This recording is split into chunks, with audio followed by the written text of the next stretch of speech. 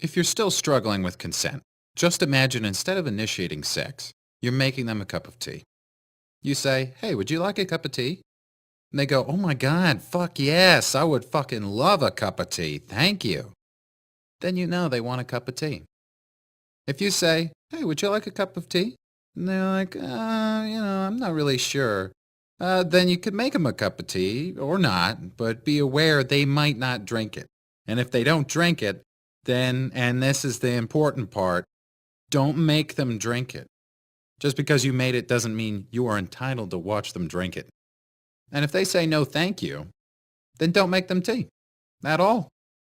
Just don't make them tea. Don't make them drink tea. Don't get annoyed at them for not wanting tea. They just don't want tea, okay? They might say, "Yes, please. That's kind of you." And then when the tea arrives, they actually don't want the tea at all.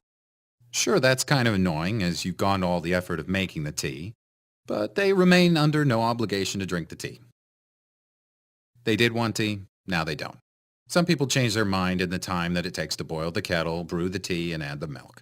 And it's okay for people to change their mind. And you are still not entitled to watch them drink it.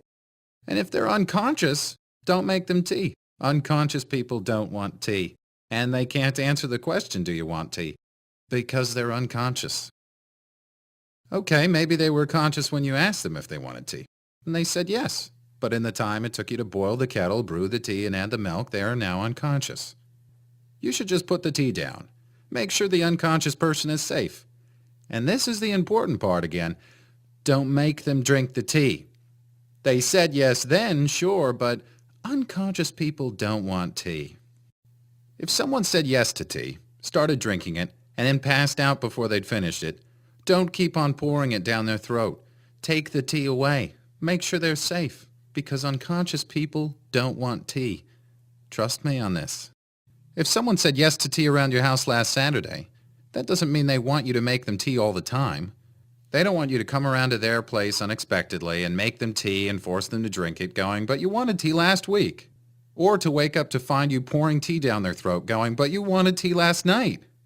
But if you can understand how completely ludicrous it is to force people to have tea when they don't want tea, and you're able to understand when people don't want tea, then how hard is it to understand it when it comes to sex? Whether it's tea or sex, consent is everything. And on that note, I'm going to go make myself a cup of tea.